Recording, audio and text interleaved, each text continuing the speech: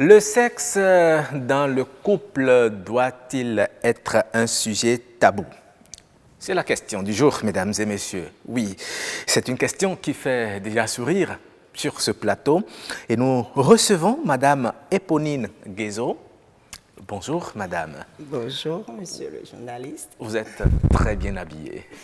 Merci. Je dis sincèrement merci à Monsieur Guézo. Hein, parce que c'est grâce certainement à lui que vous êtes aussi belle. Oui, voilà. C'est grâce à Dieu aussi. C'est grâce à Dieu, effectivement. Vous êtes une Béninoise de la diaspora. Vous êtes venue passer quelques jours de vos congés au Bénin. Et nous vous avons chopé comme ça. Vous avez accepté répondre à notre invitation pour débattre de ce sujet. Infiniment merci. Merci à vous, j'en suis honorée. Ouais.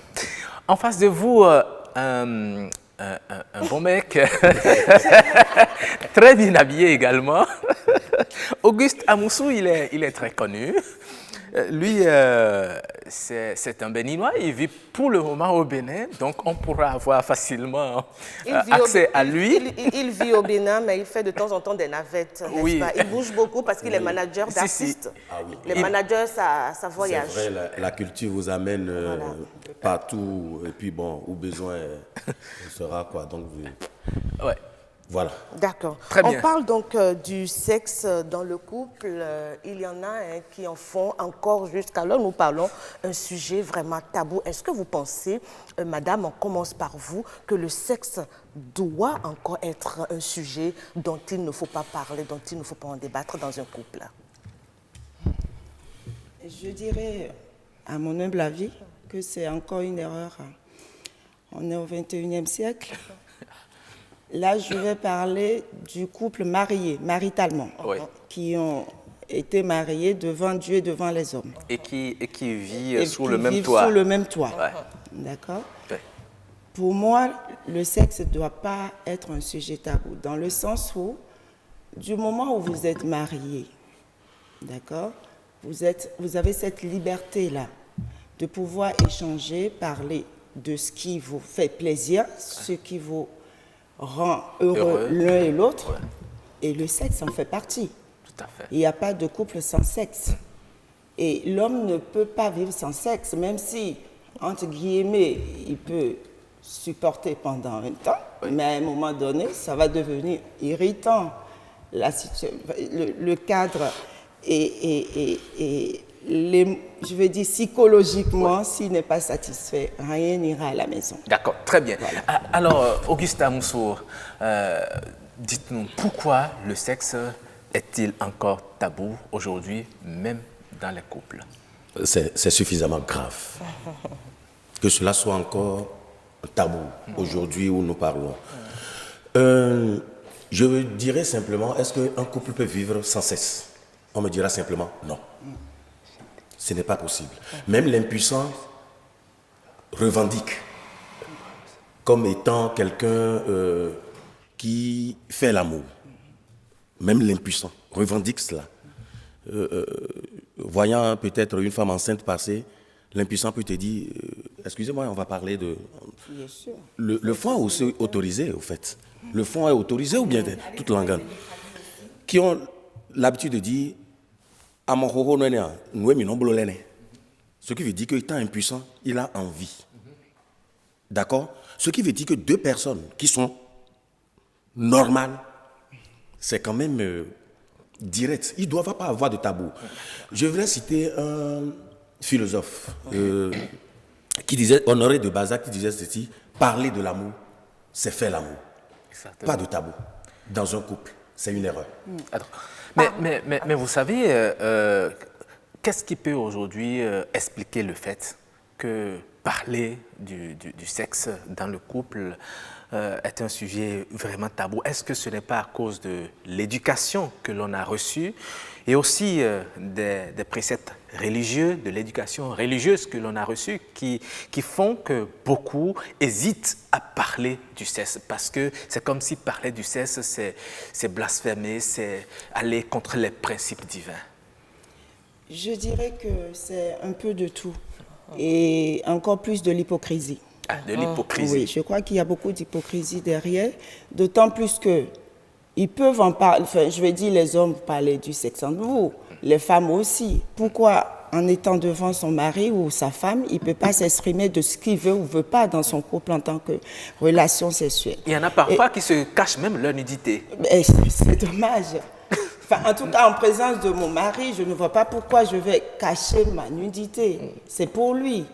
Donc, c'est d'abord pour lui. Donc, la femme, normalement, devait... Je pense qu'à un moment donné, dans la vie du couple, la femme doit prendre des initiatives. Quand vous dites initiative, qu'est-ce que vous mettez dedans? Est-ce que c'est à la femme de réclamer? Elle a le droit de réclamer autant qu'elle voudra, parce que c'est son mari. Et elle n'a pas besoin de le dire, rien que... Je vais dire, l'amour se prépare depuis la journée. Depuis la journée. Avec des attentions, oui. avec des comportements, de petits mots. avec des mots, avec... c'est un tout. Vous préparez la soirée. Votre mari n'est pas aveugle et il n'est pas sourd non plus. À un moment donné, une fois que vous sortez, vous voit déshabillé pour lui. Il peut déjà comprendre le langage. Bien sûr. Et après, il n'y a pas de honte à passer à l'acte ou pas. Vous êtes homme. Est-ce que ce langage, ces petits signaux qu'on voit les femmes de temps en temps, les femmes mariées légalement, sont toujours bien compris des hommes? Chaque femme doit être, entre griffes, si on peut le dire, voyou pour son homme.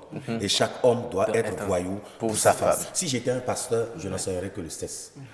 Ah, attention. Si j'étais un pasteur. Attention. Ok, si j'étais un pasteur, je n'enseignerais que le sexe parce que le sexe, c'est du tonus dans un couple.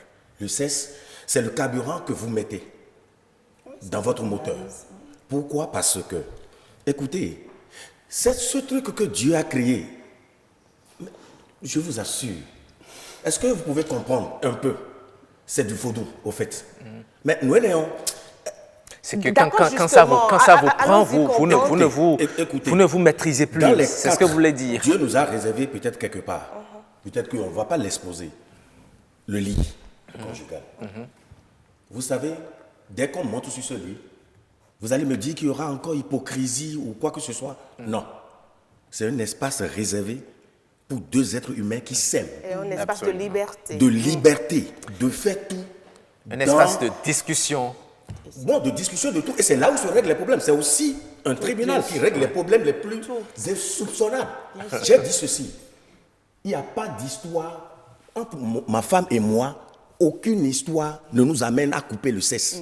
C'est que il peut, même si vous vous disputez, dans n'importe quelle condition, dès que nous sommes là, ça c'est vous, rien ne l'arrête. Ça c'est vous et c'est pas partagé. Non, en fait, soit je ne suis pas sur le lit, je démontre carrément que je ne dormirai pas là, je suis au salon, dans peut-être le canapé, mais si je suis sur ce lit, je dois être disponible à tout moment parce que le sexe, dès que vous vous donnez ça et que cela se passe de belle manière et dans l'amour, ça règle tous les problèmes, même les problèmes. D'accord. On pense que c'est l'homme qui doit souvent faire le premier pas.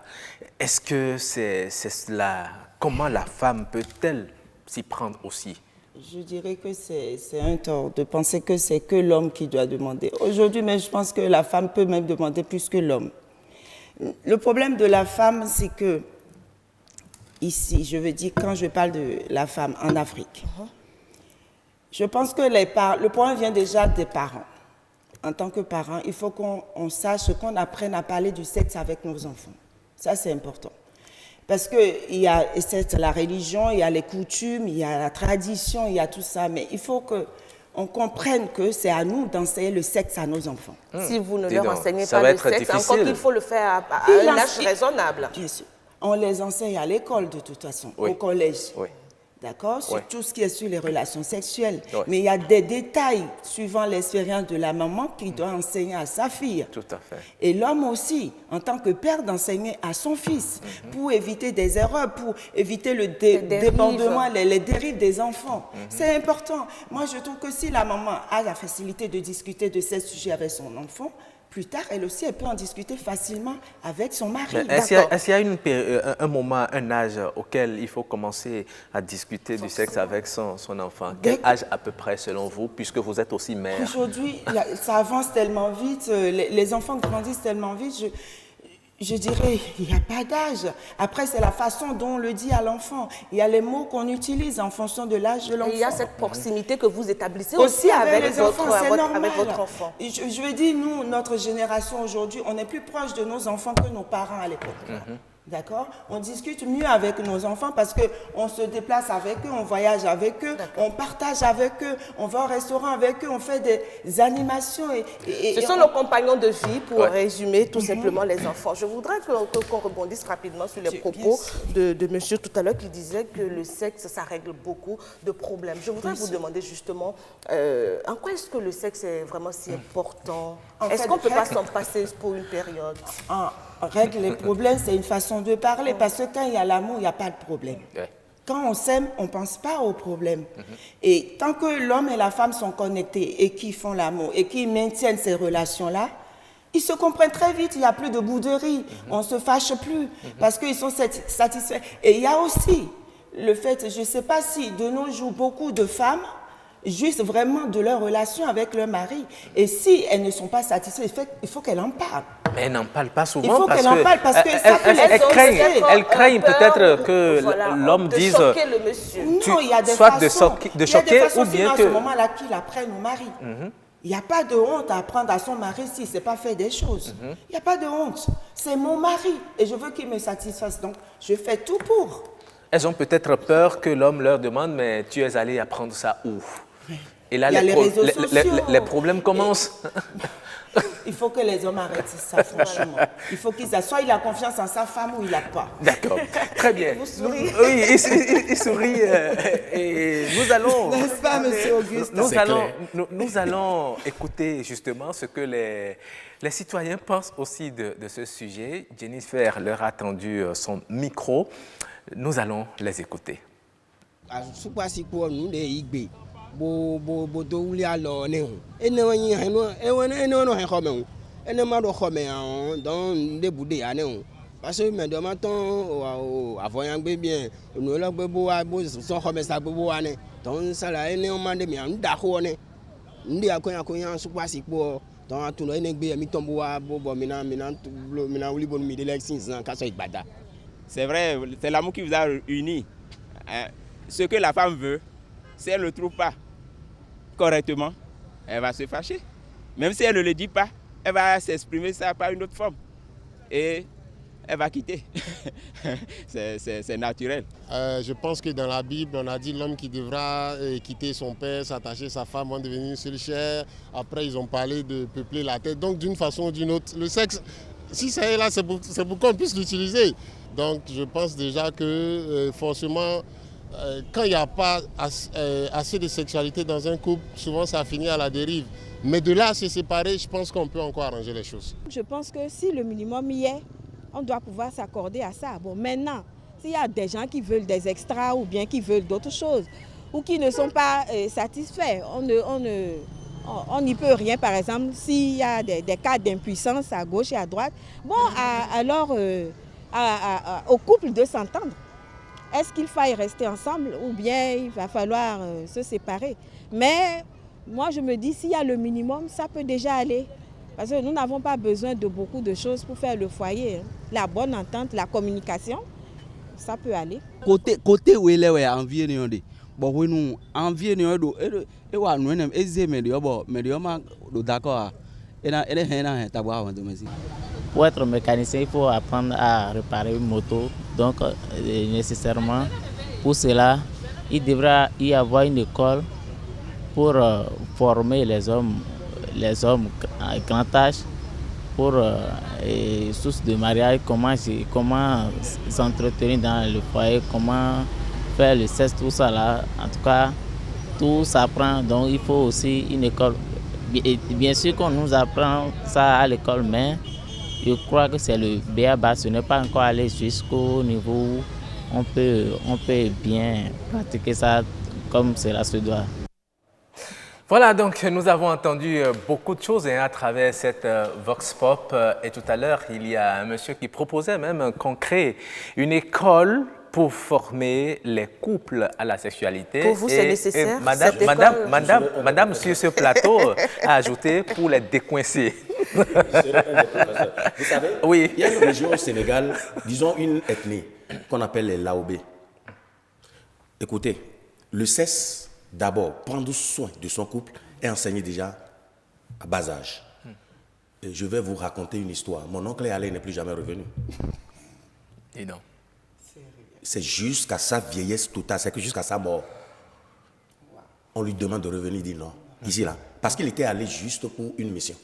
Il va rencontrer une femme. Au fait, tout est étudié. Les senteurs, le cadre, comment faire l'amour. Et puis, excusez-moi, hein, Ouais. même le sexe, à partir du bas âge, les mamans essaient de lui donner une certaine forme.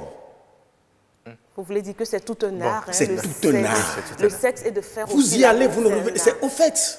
Mais est-ce que vous ne trouvez pas qu'il y en a justement qui abusent de cet art, c'est vrai, c'est incontournable, c'est nécessaire dans une relation à deux, mais est-ce que vous ne sentez pas qu'il y en a qui exagèrent un peu Qu'est-ce que vous mettez dans l'abus? L'abus, si c'est les deux qui ont décidé de Donc faire. ils peuvent aller à volo, c'est comme... Écoutez, il n'y a pas de... C'est nos limites. Non limite. Mais c'est nos limites. Ça ne s'arrête pas au moment où Mais c'est là où vous arrêtez. parfois, vous entendez les femmes disent, mais toi, ça ne te fatigue pas. Voilà, il en donne un peu trop. Non, mais ça peut venir, vous savez. Ça ne me fatigue pas. Non, mais je ne suis pas fatigué. Oui, Au fait, oui. soit nous sommes ensemble. Vous savez, je dis toujours, hein, le divorce, au fait, est autorisé. C'est autorisé. Nous ne nous entendons pas sur des points. Entendons-nous, séparons-nous, et puis, ça y est. Mais au fait... On saura si tout à l'heure le sexe peut amener à la dislocation des couples. Je voudrais que madame réagisse par rapport à l'abus de certains hommes, par rapport au sexe dont se plaignent la plupart des femmes. En fait, je pense que quand la femme parle d'abus ou s'il n'en a pas marre de faire l'amour, c'est peut-être dans le sens où nous, en tant que femmes, on n'a pas les mêmes besoins physiologiques que l'homme. D'accord? Et nous, déjà, psychologiquement, si on n'est pas préparé, ça veut dire qu'il n'y a pas sexe après. Il suffit juste que la femme soit contrariée ou qu'elle ait un truc qui la préoccupe, qu'elle ne sera pas disponible au lit après. Donc, à ce moment-là, ça peut l'énerver. Elle peut trouver ça de trop. Et pour vous, la fréquence pour une semaine, un mois, c'est combien à peu près? Parce que monsieur... J'en sais rien, ça dépend de l'homme. On peut y aller. Ça dépend de votre mari. Mais pour vous, c'est combien? J'en sais rien, ça dépend ça peut être toute la semaine comme pas toute la semaine. Après, Est-ce que ça dépend de la demande. Est-ce que ça ne finira pas par vous lasser vous-même en tant qu'acteur de la chose? La fréquence, c'est que c'est en trois parties. Soit j'ai envie, ma femme non, elle est obligée de me satisfaire. Ah, mais c'est comme ça. Je viens. C'est une obligation. A l'envie, je n'en ai pas. Je l'accompagne. Ça me fait plaisir. D'accord? Maintenant, nous deux, nous avons envie. Ça explose. Ça s'envole. C'est les trois. Et puis, vous savez, à partir d'un certain moment, c'est une histoire de compréhension et de discussion. Ça ne gêne pas. Vous savez, la plupart de ces relations n'ont pas les mêmes intensités. Mais quand l'homme a envie et que la femme aussi, vous allez voir que le degré, l'intensité, tout ce qu'il y met, c'est plus beau. D'accord. Et puis les deux sont... Très bien. Il y a la connexion qui est établie avec le neurologue. On va donc l'écouter rapidement. J'essayais de le joindre. Finalement, on a réussi à établir la liaison téléphonique avec notre médecin urologue. Il s'appelle Inès Yevi. Bonjour, docteur. Bonjour. Alors, vous êtes en direct dans cette émission. Nous débattons de la sexualité dans le couple, pourquoi c'est toujours un sujet tabou. Et en tant que médecin, dites-nous, quelle est l'importance du sexe sur l'organisme d'un être humain? Disons que le sexe est une dimension très, très importante dans la vie de l'homme. Pour dire à quel point c'est important le sexe, j'avais un patient que j'ai reçu récemment dont tous les bilans hormonaux se sont effondrés et qui ne pouvait plus avoir d'érection. Il m'a dit, docteur, s'il doit en être ainsi, mais à quoi je sais sur la terre, je préfère mourir. Dis donc. Vous voyez? Il est aussi le sexe désespéré. pour l'homme est d'une importance capitale. C'est le ciment du couple. C'est, si vous voulez, le nerf le plus important de la relation dans le couple. Il n'y a pas de mariage sans sexualité, à moins que les deux parties conviennent à vivre ainsi. Donc la femme ne quitte pas son père pour rejoindre son mari juste pour les beaux yeux du monsieur. c'est une façon de légaliser la sexualité. D'accord. Alors dites-nous, ne pas du tout en faire expose-t-il à des conséquences ou à des maladies? Non, on ne peut pas dire que ne pas avoir du sexe va créer des conséquences pathologiques, physiologiques. Pathologiques, non, pas du tout. Mais la plupart du temps, lorsque vous avez goûté à la sexualité et que vous arrêtez, vous développez une certaine irritabilité. Vous devenez facilement nerveux, vous devenez susceptible, facilement acariâtre. Vous développez une acariâtrie, c'est-à-dire vous avez des gens qui ont vécu dans un cercle de sexualité avec un homme ou une femme pendant un certain temps. Quand ils sont en manque, quand ils n'ont pas de relations sexuelles, et généralement au service, un peu partout, ils sont très nerveux, très susceptibles. À part ça, il n'y a pas de maladie qu'on développe particulièrement parce qu'on n'a pas eu de rapports sexuels. Non, non et non. Alors, voilà. Il paraît que les hommes ressentent beaucoup plus l'envie du sexe que la femme. Est-ce que c'est dû à leurs conditions physiologiques? D'abord, est-ce que c'est vrai? C'est vrai que les hommes ont une sexualité qui s'exprime plus facilement. Les hommes ont une hormone qu'on appelle la testostérone, c'est l'hormone masculine. C'est cette hormone-là qui suscite ce désir ardent de se porter vers le sexe opposé. Et c'est même l'expression de la masculinité.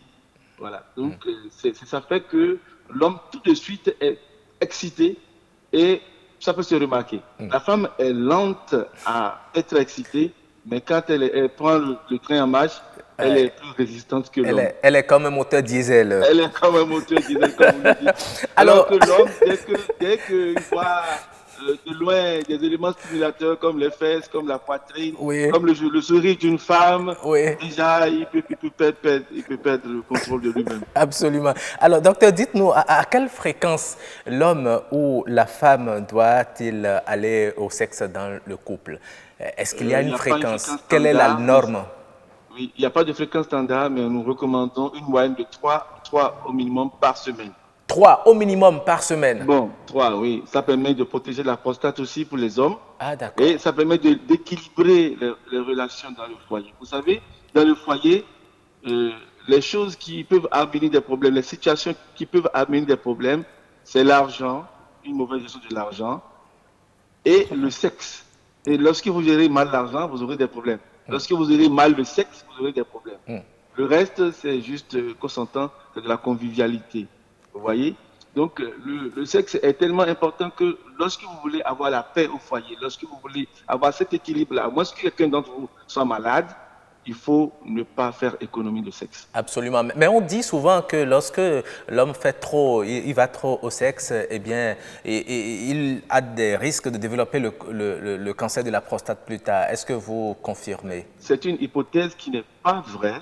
D'autant plus qu'il y a une étude récente qui a été réalisée aux États-Unis qui a montré qu'un homme qui ne veut pas souffrir de cancer de la prostate doit éjaculer 21 fois par mois, soit une moyenne de plus de 3 par semaine. Vous voyez? 21 fois. Voilà. Et vous voyez, donc, en fait, si vous voulez, la glande prostatique qui est la zone de stockage du sperme, le sperme en réalité est constitué des spermatozoïdes qui pour les testicules, des sécrétions séminales et prostatiques. Ça se met dans la chambre prostatique avant d'être expulsé. Donc, à force de conserver ces substances spermatiques dans la prostate, cela va induire, à cause de certaines substances qu'on appelle la spermidine, à long terme, une initiation d'une prolifération cellulaire qui va devenir très vite maligne avec le temps. Donc, c'est recommandé de vider régulièrement cette glande. Mais le risque auquel on peut s'exposer quand on a trop fréquemment les rapports sexuels, surtout quand on ne l'a pas à la maison, c'est qu'on s'expose à des infections. Et un homme qui s'expose à des infections peut aussi développer des maladies qui vont être des points de départ qui peuvent évoluer vers le cancer. D'accord. Merci, infiniment merci à vous, docteur Inès Yevi. Je rappelle que vous êtes médecin urologue et vous nous avez apporté assez d'informations très appréciées sur ce plateau. J'ai vu comment chacun hochait la tête pour acquiescer ce que vous dites. Merci infiniment. Les téléspectateurs aussi, par ma voix, vous disent merci. Et j'espère que les femmes ont bien entendu pour aider les hommes. Les femmes ont bien entendu. Merci à notre docteur. Les femmes ont entendu et je crois que la voie la plus indiquée est revenue sur la norme. La fréquence, c'est 3 par semaine. Et comme je le disais, il y en a qui vont au-delà de cela. Est-ce que ce n'est pas mettre mal à l'aise aussi son partenaire ou sa partenaire? C'est clair. C'est clair. Parce que moi, je vais juste m'arrêter à 21 fois. Hein, parce que le docteur n'a pas précisé 21 fois avec masturbation. Hein, en fait, 21 fois, c'est avec la femme. Donc, le rôle revient à toute femme de nous aider à régler ce problème-là. Et en restant dans les normes, si les 21 fois peut être accordé, je crois que ça ferait du bien à tout le monde. Mais non, cette fréquence dont vous parlez, ça peut irriter. Je crois que l'expert vient de nous dire ce qu'il faut faire. Retenons vous et moi les 21 fois. Madame, on retient les 21 fois. Chacun retient les 21 fois et essayons. Et aidez-nous à régler nos histoires de prostate. Est-ce que justement le manque de sexe ou quand on essaie de limiter son partenaire qui a envie d'aller au sexe, à faire l'amour, est-ce que ça peut causer la rupture d'un couple? Je m'adresse d'abord à madame, après je reviens à vous. Oui, je pense que ça peut provoquer une rupture. En fait, c'est des causes indirectes dans le couple. C'est des causes indirectes parce que l'homme qui n'est pas satisfait, soit il va voir ailleurs, ça va être l'infidélité, soit ça va être l'irritation à la maison, il va vous fatiguer, il va vous énerver, pour rien au monde, il s'énervera contre vous et l'ambiance devient invivable. Et quand c'est comme ça, il est obligé de déserter la maison. Donc pour ne pas en arriver là, vaut mieux, comme tout à l'heure Auguste il disait, il y a 3 façons de faire l'amour. À ce moment-là, il faut le satisfaire même si on n'a pas besoin, si on n'en a pas envie, pardon. C'est très important. C'est important. Quand c'est l'homme qui demande et que madame dit non, très vite, c'est compris. Mais quand c'est l'inverse, quand madame réclame le sexe et que monsieur n'est pas disponible, est-ce qu'elle se sent femme? Vous ne sentez pas que ça peut... C'est rare. C'est plutôt le contraire. À moins que la femme ne pas si se prendra. D'accord. Si vous permettez rapidement, parce que les internautes et les téléspectateurs qui nous suivent aussi nous envoient des messages. Nous allons partager quelques-uns avec vous. Il y a Doma Outon, je crois, Doma Outon, qui dit ceci. Le sexe ne doit pas être un sujet tabou dans un couple. Avec courtoisie, les insatisfactions doivent faire objet d'échanges. L'objectif est de se comprendre en vue de trouver ensemble des solutions idoines pour le bonheur du couple. Dans un couple, personne n'a droit ne doit avoir le monopole du premier pas. Certes, l'homme est souvent le grand demandeur, mais pour la beauté de l'acte et pour aussi faire plaisir à son homme, il faut que la femme, de temps en temps, fasse aussi le premier pas. L'amour n'a jamais été un bien définitivement acquis, il s'entretient toute la vie durant. Le sexe participe à son entretien.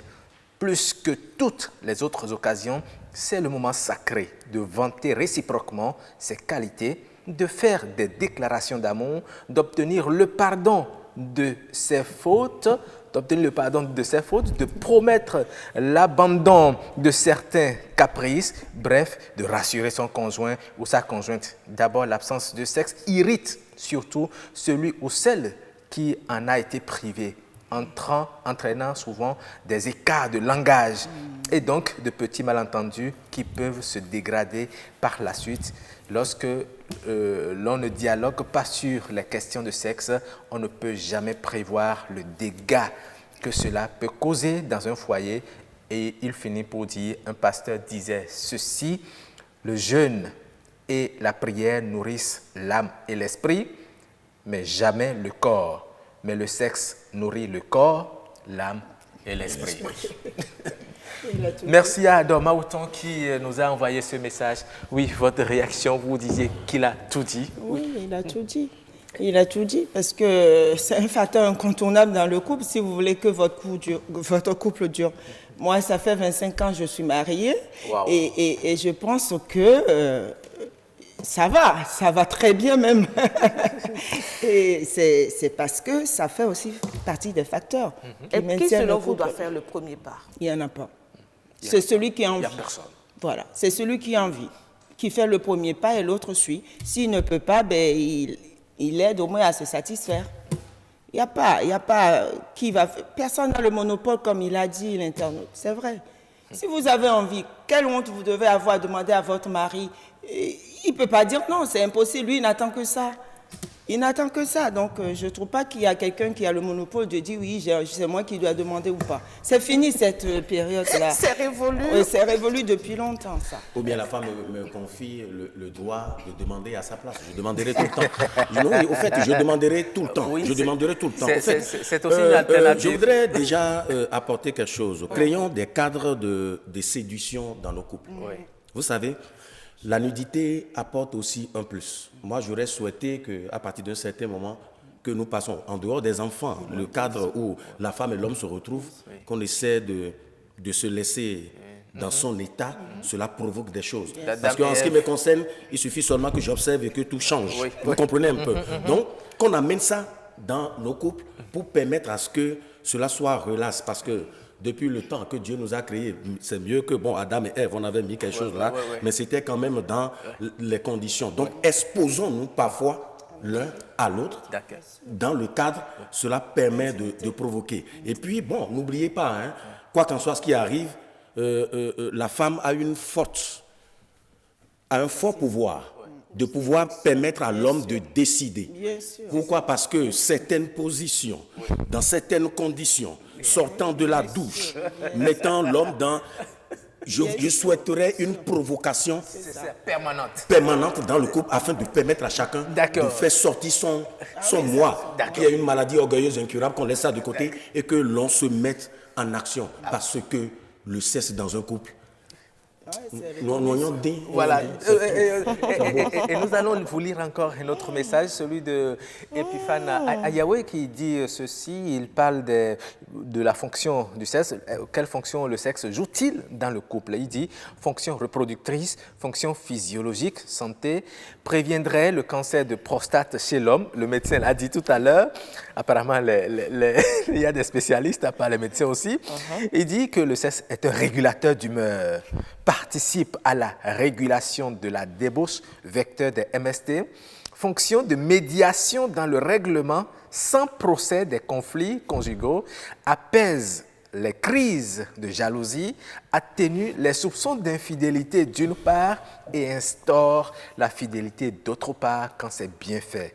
Fonction de paix, instaure un climat de paix au foyer, rend la femme docile et confiante. Tout est dit, au fait. C'est vrai. Tout est dit. Oui. Tout est dit. Vous savez, comme le disait l'autre, hein, faisons l'amour.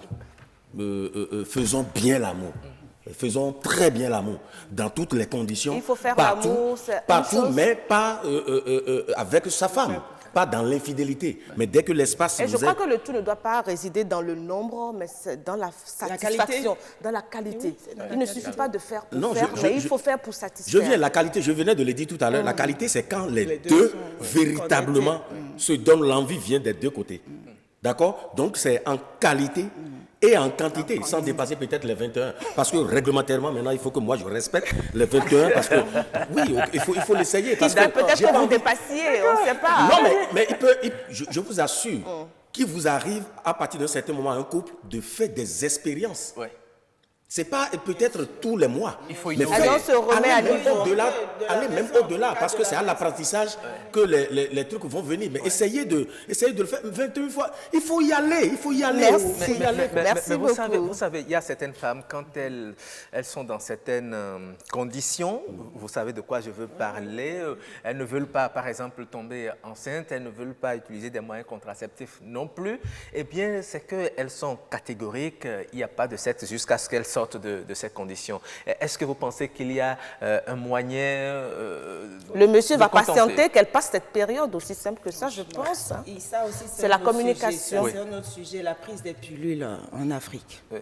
C'est un tabou aussi. Les gens ne veulent pas prendre la pilule, ils ont peur du regard de l'autre pour aller acheter une pilule. Une pilule, ça ne coûte rien et ça vous protège. Et ça donne la libéralité à votre couple dans le sexe. Parce que disons, l'ovulation, le temps d'ovulation et tout ça, ça peut être 3-4 jours et pourtant, ça peut aussi dépasser. Il n'y a aucune garantie que même si elle refuse 4e jour après, que quand elle fera l'amour, elle ne va pas tomber enceinte. Il n'y a aucune garantie. Il n'y a que la pilule, il n'y a que les différents modes de contraception qui pourront aider nos sœurs à ne pas tomber enceinte et à laisser la liberté du sexe dans leur foyer. Je trouve qu'on a dépassé, comme je dis tout à l'heure, franchement, on est au 21e siècle et il faut que nos sœurs s'alignent. Alors, il faut que les maris permettent à leurs femmes d'aller au planning, d'aller à l'hôpital, de vraiment se mettre ces moyens de contraception pour avoir cette liberté de sexe à la maison. D'accord. Est-ce que le fait d'aller au sexe, d'être satisfait ou pas, peut avoir des répercussions sur la productivité de l'homme, un impact sur l'économie, sur ses activités? Bien sûr. Le mari frustré qui part de la maison le matin, comment tu veux qu'il ait une journée agréable? Eh bien, il aura une journée au cours de laquelle il va. Mais oui, dès le matin, ça commence dès le matin. Ouais. C'est un mari qui est bien réveillé, qui a été satisfait de la nuit ou le matin avant de partir, mais forcément, il a une journée joyeuse. Ouais. Et tout, même en tant que femme, il y aura ces petites attentions ou les coups de téléphone, voilà, pour la journée. Mais le mari qui soit irrité, comment vous voulez qu'il soit productif? Il ne pourra pas l'être, surtout s'il a un travail aujourd'hui, voilà, où il y a beaucoup de nos frères qui ont un travail très stressant et qui doivent réfléchir, qui doivent pondre des trucs sur le papier. S'ils sont irrités, malheureusement, ils ne peuvent rien faire. C'est l'une de mes journées les plus merveilleuses aujourd'hui parce que quand j'ai été invité déjà, moi j'ai commencé déjà. Il n'y a pas eu, c'est que la nuit, vous comprenez un peu. Donc je me suis mis dans les conditions et ce matin vous me voyez quand même dans, vous comprenez un peu. Donc c'est un moment où c'est pas ne pas tomber enceinte, mais vous avez le préservatif. Prenez des cartons qui soient il n'y a plus d'excuses dans ces genres de trucs. Tous les organismes n'acceptent pas. Non, c'est juste pour ce moment. Et en période de menstruation, qu'est-ce que monsieur fait s'il en a envie? Ça devient. Non, c'est la Croix-Rouge. Non, attendez, c'est entre ma femme et moi. Nous gérons parce que chaque couple a son couvent. Chaque couple a son couvent. Il y a certaines choses qui sont permises, vous comprenez un peu. Donc, ça là, je laisse ça à la gestion, disons, personnelle de ce couple dans ces moments-là. Mais il ne faut jamais dire que c'est une barrière. Non, ne disons pas que c'est une barrière. Parce que chaque couple en fait ce qu'il veut, ça devient sa cuisine interne. Donc, il n'y a pas, c'est nos limites. Il n'y a pas de limites. Merci beaucoup. Je crois, Roch, que ce Nous allons débat, faire un dernier tour de table. Oui, un dernier tour de table. Que faut-il faire aujourd'hui pour que l'on puisse vivre de façon épanouie, pour que le sexe ne soit plus un tabou et que cela aide l'un et l'autre des membres du couple vraiment à s'épanouir et à contribuer au développement? Je crois qu'il faut que les femmes osent. Il faut qu'elles évitent les regards de l'autre ou les candidats. Il faut qu'elles oublient ça. Ce qui se passe dans leur couple, ça regarde leur mari et elles seulement, uniquement. Si ça leur convient, tant mieux. Encore que le sexe ne se fait pas devant tout le monde, c'est à deux. C'est ça, c'est à deux. Il faut créer cette intimité-là. Et il faut éviter la routine aussi dans votre vie de sexe. Voilà, il faut éviter la routine. Il faut créer, il faut innover. S'il faut sortir le mari pour aller dans un hôtel ou aller en week-end, n'hésitez pas. Il faut le faire. Moi, je vous encourage vivement. Parce que l'homme, c'est le ventre et le bas-ventre, comme on dit. Monsieur Amoussou, vous êtes d'accord avec le ventre et le bas-ventre? Le ventre et le bas-ventre, et le ventre, c'est que c'est nos limites. Je dirais simplement qu'on laisse notre hypocrisie habituelle de côté et que nous ayons de l'audace. J'appelle chaque couple à plus de séduction, à aller au-delà de leurs limites. Je les invite à faire l'amour. Merci. En tout lieu, en tout temps, dans de très bonnes conditions, Merci surtout dans la beaucoup fidélité. pour votre mot de la fin. Faisons Faisons l'amour et non la guerre. Merci. C'était donc Éponine Guézo, femme béninoise de la diaspora, et puis Auguste Amoussou, manager d'artistes. Manager et coach. On a bien aimé vos apports et merci aussi à vous, chers amis téléspectateurs. C'est fini. Oui, vous allez peut-être revenir une prochaine fois pour une autre causerie. Pour aujourd'hui, Stop FM.